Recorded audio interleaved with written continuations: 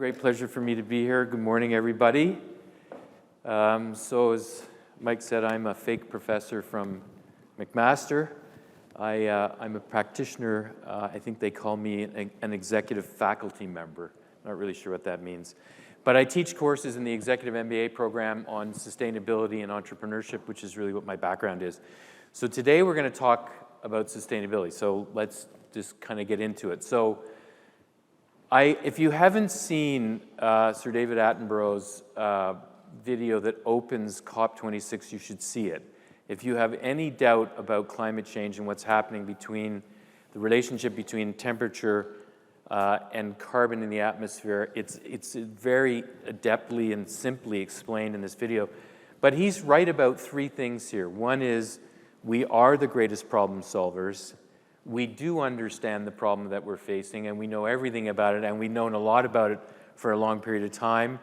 And we are at the beginning of a new industrial revolution, which is being fueled by climate technologies or climate solutions. I don't want to use the word technologies. The question is, why has it taken us so long to do anything about it? And I think the answer is in this photo.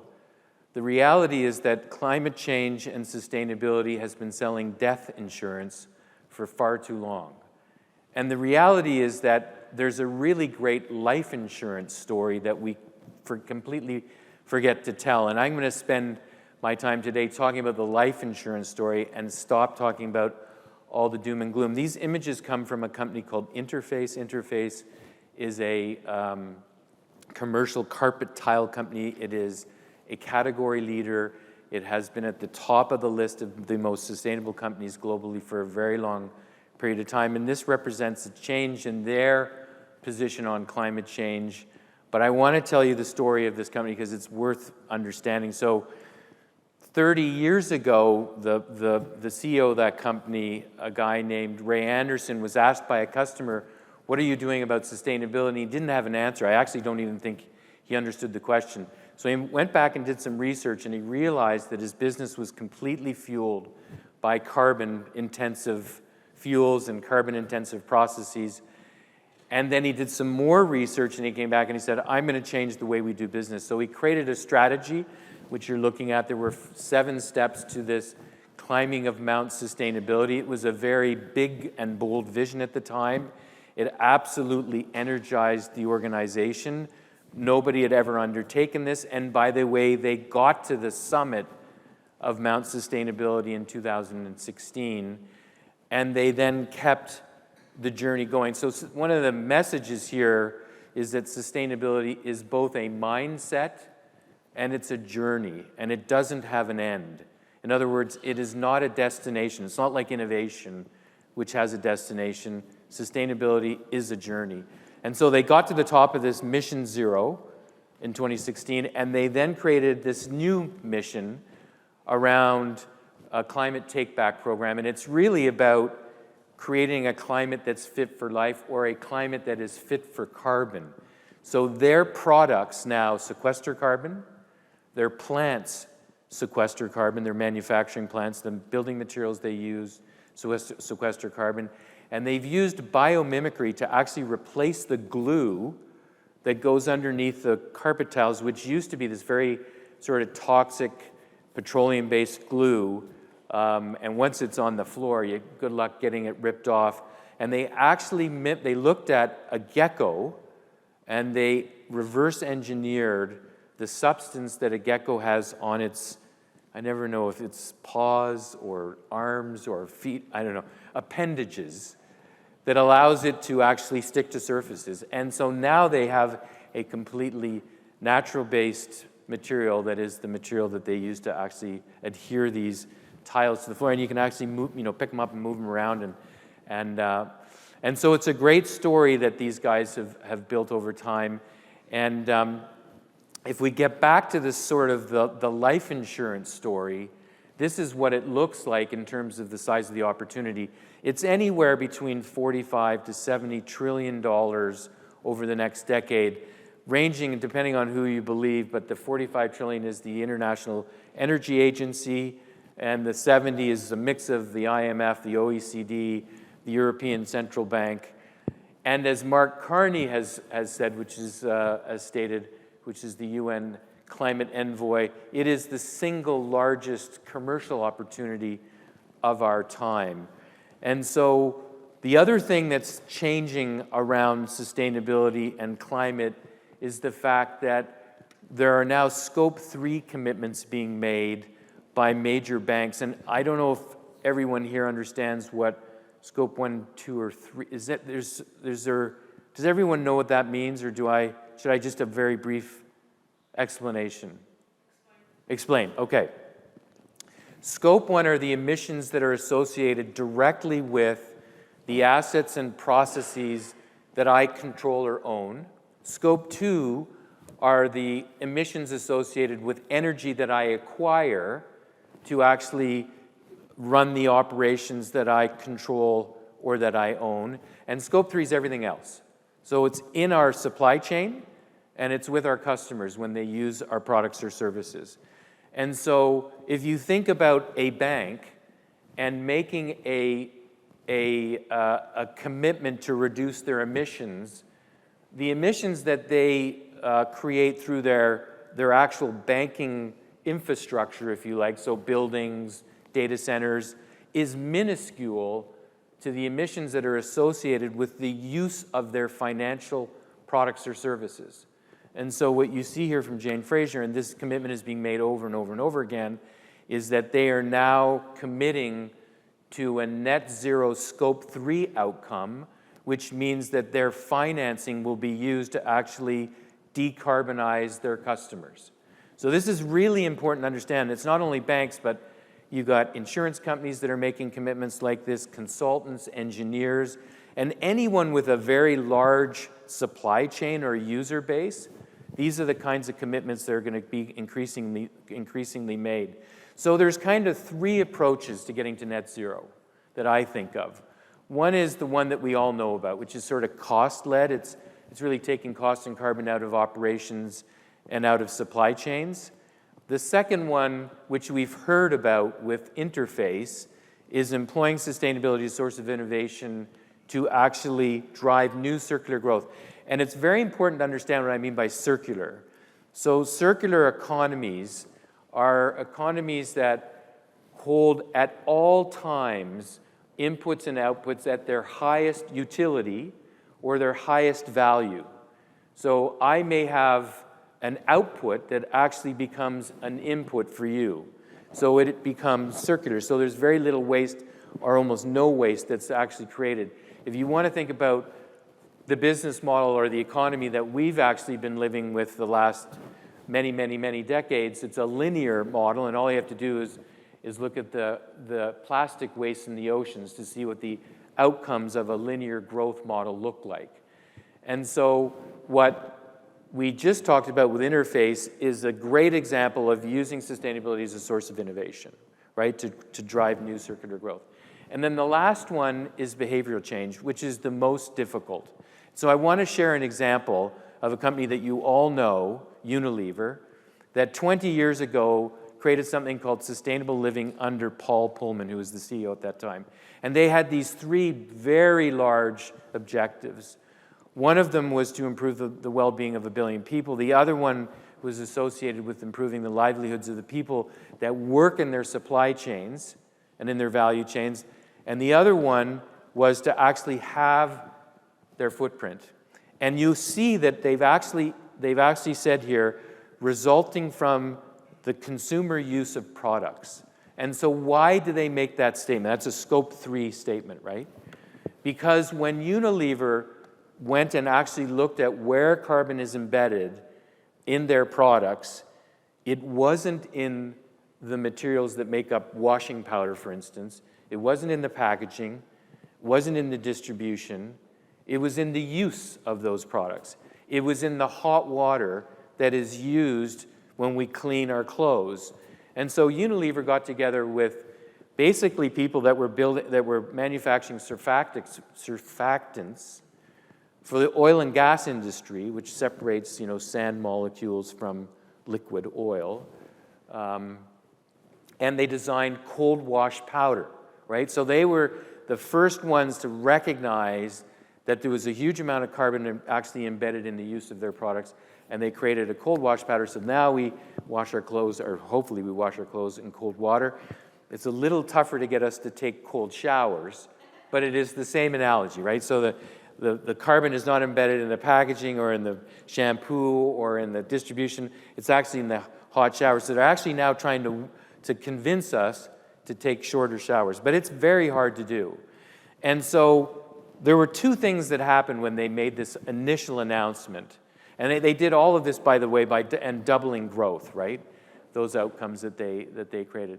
One was, Paul realized very quickly that the things that they were trying to do or trying to change were very large sort of long-term structural problems that needed to be solved in value chains. So if you want to create sustainable palm oil, it's not something you do in a couple of years. It takes like 10 years to completely re-engineer that supply chain. And so he went to the financial markets and he basically said, I'm no longer going to report quarterly because it's going to skew my vision, my focus on being very focused on long-term outcomes. And so the second thing that he did was that, or the second thing that happened, was that their website, their corporate website, crashed every day for 2 weeks. Any idea why the website crashed every single day for 2 weeks until they figured it out? Anyone want to take a guess? Too early in the morning? Sorry? So it sort of goes with what's up here. The reason why it crashed was because so many people applied for jobs that it overwhelmed the system. And so what Paul noted was that this very bold vision, this very bold purpose, because he's basically created a purpose-led organization, energized the organization to the extent that people went the extra mile. They actually cared about what they were doing because they knew that they were doing something that was going to make a difference in their lives and other people's lives. And so he extracted this extra mile of energy out of the organization, which is what he called the difference between a good organization and a great organization. So they were very, very successful. So let's continue on this issue of purpose. So purpose does much more than just generate positive shareholder outcomes. It actually allows you to attract, retain, and grow the best employees. And Paul will tell you, and he used to tell me, we don't pay the same salaries that he would say that they pay in the financial sector because they just can't do that. But he had the highest retention rates in his organization. It also attracts, grows, and retains the best customers, suppliers, partners, and it helps to deliver very transparent engagement with stakeholders, with other stakeholders. And it also delivers extremely powerful economic outcomes. In this case, these companies, these purpose-led businesses, actually outperformed the S&P 500 for a 6-year period between 96, I think it's 96 and 2011, by a factor of 10, not by 10%, by a factor of 10. So I'll give you an example. So here's a case in point. So the company on your right that you all know and the company on your left. So the company on your right has a purpose that starts with they want to actually be a global leader in sporting goods. But who cares about that statement? That's absolutely meaningless to you or me as a consumer or as a stakeholder, right? Absolutely meaningless. That is an aspiration. Leading anything has nothing to do with you and me.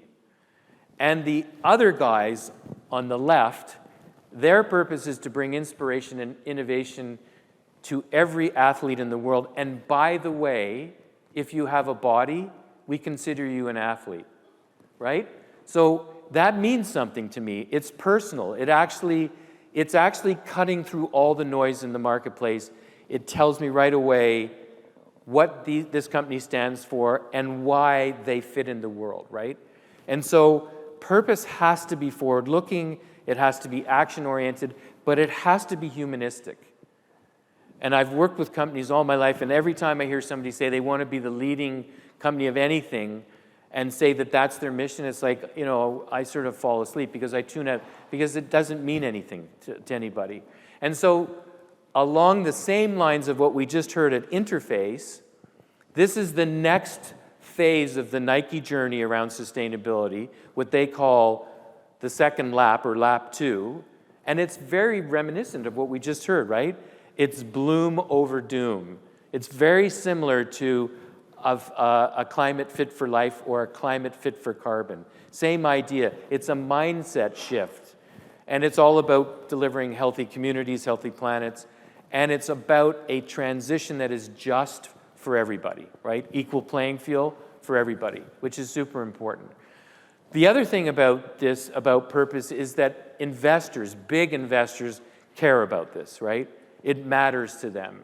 This is Larry Fink, and he's talked about this now for at least 5 or 6 years.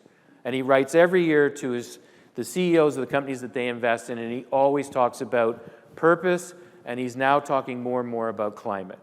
But the reality is that if you don't deliver a benefit to society, the likelihood is that you're going to actually lose the license to operate from your stakeholders. So you've got to have purpose as at the core of your strategy.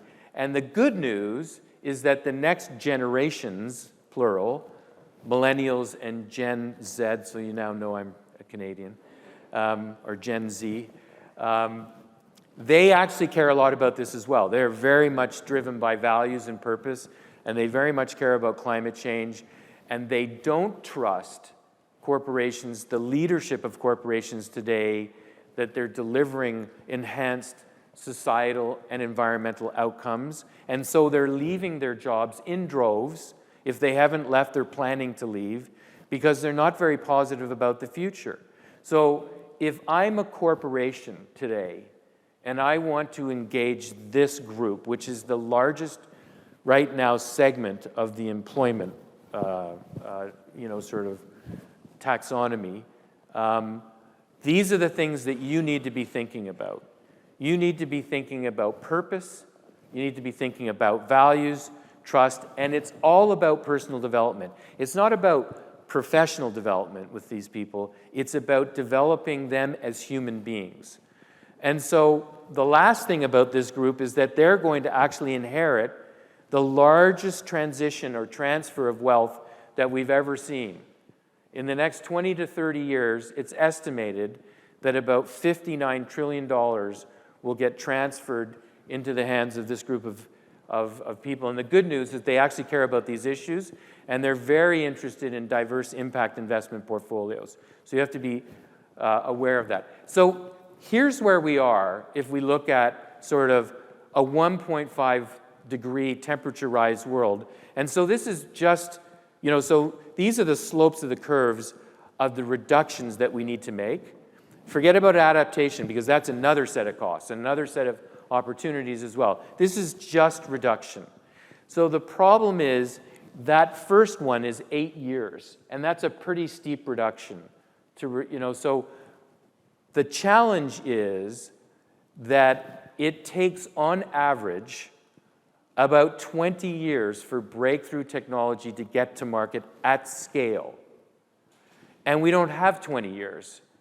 So there's also this focus now on not just technology, but on business model innovation. And this is somebody that I spent a lot of time working with in my life. This guy's name is Sergio Marchionne. He was the Fiat Chrysler CEO. And we lived by this notion that fundamental change is the notion that you have to find discontinuity in your business model. It can't be planned. It needs to be done every day. It has to become a way of life. And Andy Grove, the founding CEO of Intel, used to say, snow melts from the edges. Same kind of, it's a metaphor that says that change happens by being close to where the action is, right? Being close to your customers, being in the marketplace, seeing where disruption is taking place in value chains. Innovation happens from the outside in, not from the inside out.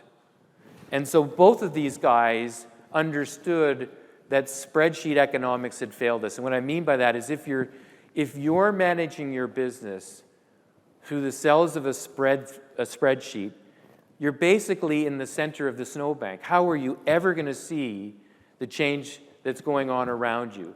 So you have to actually pursue this daily. And I'll leave you with this example.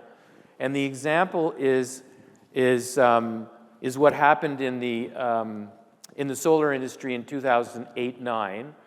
So the world was falling apart, obviously, with the financial crisis, and rooftop solar wasn't that popular because nobody could afford it, because a lot of people couldn't afford their mortgages.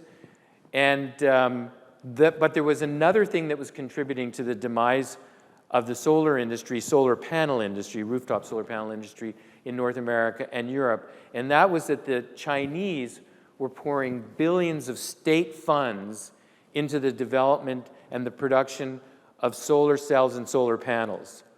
And so the price went through the floor. It knocked out all of the competition in Europe and the United States, just about. But Lynn, at Sunrun, she realized what was going on. She was close to the market, and so she pivoted. And she actually changed her business model to become a hardware as a service, right? So rather than have people pay $25,000 on average for an installation on their roof, she would own, install, and maintain these solar panels in exchange for a power purchase agreement that was roughly, in most cases, around 20 years, right? And they got even more inventive as you know, with their business model. They actually then you could lease to own. They actually securitized some of these assets over time against, and I have one more slide and I'll be done, I promise. So this is the message I'd like to leave you. If you don't know this guy, Mick Ebling, it's worth getting to know. The first step is that you've got to commit. So you've got to commit to sustainability as a mindset. You've got to commit to business model innovation. You've got to commit to being a purpose-led organization, and then figure it out. So my wish to you is that you aspire to deliver very large impact with purpose. Thank you.